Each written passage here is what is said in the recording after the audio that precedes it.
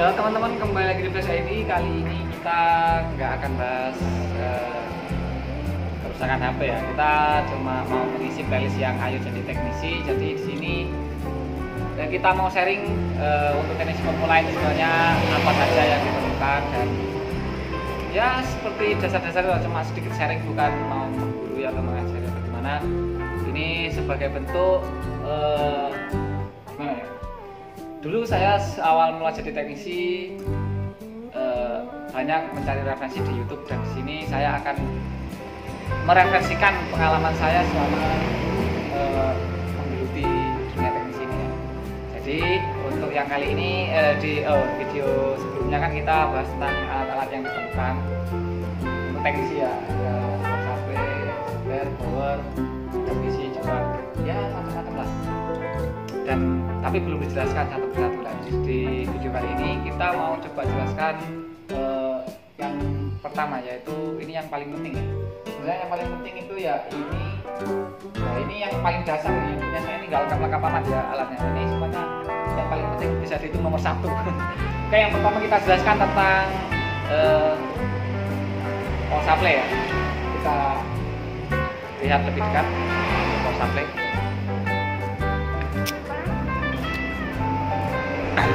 Ya di sini adalah power supply punya saya, mereknya Cellkit. Ini langsung bicara harga aja ya, nggak usah, intinya nggak usah beli-beli masalah harga, karena kebanyakan orang itu menyembunyikan harga.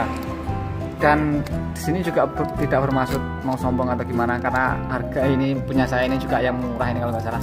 Dulu sebelum ini saya menggunakan merek Sunsin, harganya 250. Itu lumayan asik sih untuk teknisi pemula ya. Tapi kalau menggunakan Sunsin, saran saya ini jangan sering-sering digunakan untuk ngecas baterai ya, karena di dunia teknisi ini power supply salah satu fungsi yang paling sering digunakan itu adalah untuk cas baterai. Dan untuk merek Sunsin,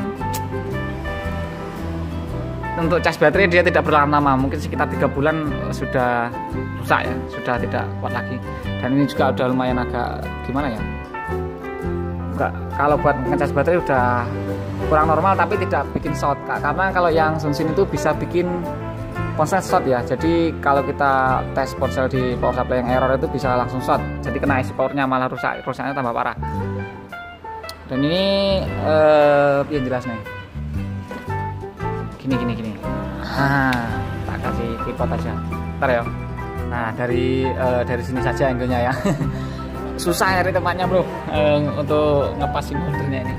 Oke, ini untuk power supply yang paling penting untuk ngecek indikasi kerusakan HP ya. Jadi saya di sini fungsi utamanya untuk analisa. Jadi untuk memastikan ponselnya itu rusaknya apa, itu bisa dari sini. Kalau yang sering menggunakan ini ya. Saya sendiri sering menggunakan ini karena di sini ada indikator ampernya. Dan selain itu juga, selain untuk cek analisa itu bisa untuk cas baterai. Jadi misalnya baterai ini ada baterai tanam. Ini misalnya kita ukur menggunakan multitester, ukurannya voltnya kurang dari 3,7 atau harusnya kan 3,75 atau 3,8 ya idealnya. Jadi tidak bisa tidak kurang dari itu, jadi kita harus cas dulu supaya untuk baterainya biar bisa dicas lagi menggunakan cas USB dari ponselnya ini ya, dari USB sini. Jadi caranya menggunakan power supply ini sudah saya modifikasi kabelnya, jadi yang hijau sama kuning ini harusnya hitam, dan yang hitam sudah saya copot karena ininya sudah jepat. Oke lah, ini caranya yang min dikasihkan ke min. Ini minnya ada di sebelah sini. Ini yang kuning sama yang hijau ini sudah saya ganti ke jalur yang negatif ya, atau yang min. Kemudian plus dikasih ke plus seperti ini. Kalau seperti ini berarti kebalik. Yang min sebelah sini, yang plus sebelah sini. Nah, terus dulu, kemudian min.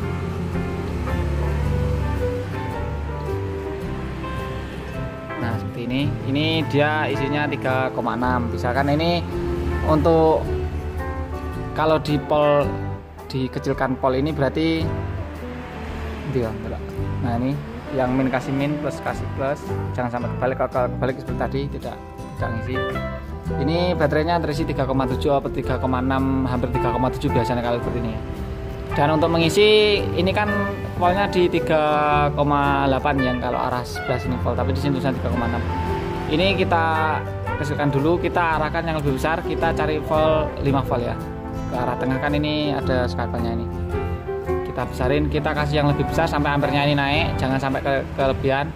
Nah, kalau ampernya naik seperti ini nanti dia akan turun sendiri kalau baterainya terisi ya. Seperti itu. Jadi ini untuk cas baterai yang pertama. Untuk yang kedua untuk analisa. Jadi ini kita kasih 3,8 volt. Ini untuk idealnya ya. Ada dulu saya sering menggunakan 4 volt juga nggak apa-apa, paling besar ya 4,5 nggak apa-apa lah. 4 volt 41, tapi yang lebih aman ya 38 yang tadi aja. Untuk analisa, jadi contoh ini ini ada ponsel Cina ya.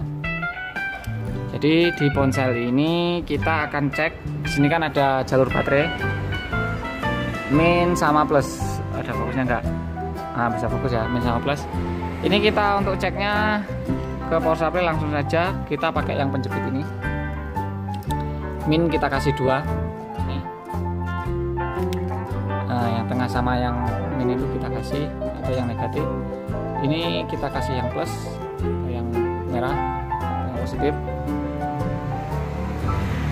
Nah, di sini nanti kalau kita tekan power atau kita hidupkan, di sini ada indikasi. Jadi kita tidak membutuhkan baterai di sini. Nah, seperti ini ya. Kita tekan tombol powernya. Indikasinya dia mau naik, kita tunggu dulu. Nah, itu kalau seperti ini, lihat urep di sini.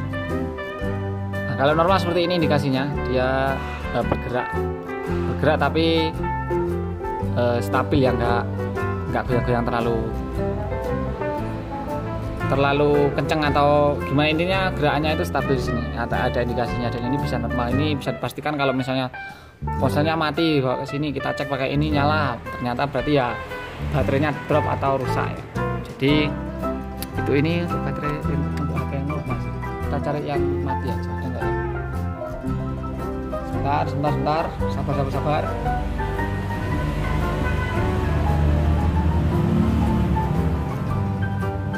Nah, ini kita ada BB batu. Ini HP BB yang legend sekali. Ada baterainya dan nggak nyala. Oke, ini karena soketnya 4 di BB ini kita kasih 2.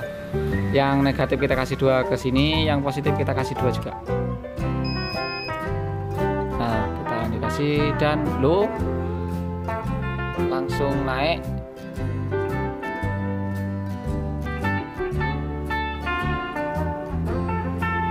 Nyala. Aduh, indikasinya ini juga nyala ini. Adalah kok nyala terus ya. Kita cari yang nggak nyala. Pokoknya kita cari. Ini ada Samsung. Ada Samsung yang sudah HP rosokan kok nyala kabeh. Nah, ini juga ada baterainya. Ini jangan-jangan nyala juga ini nanti.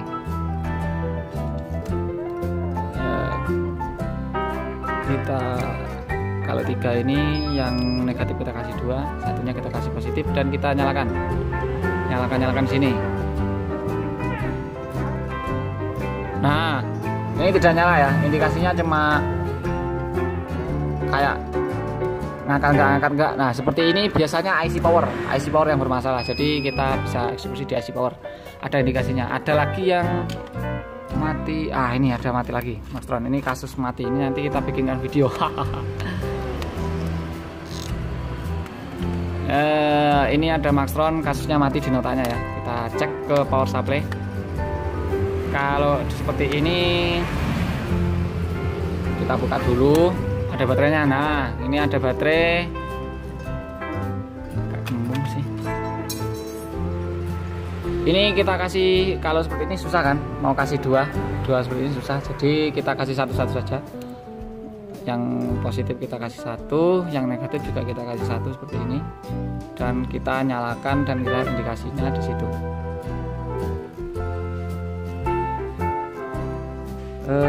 Obeng mana obeng?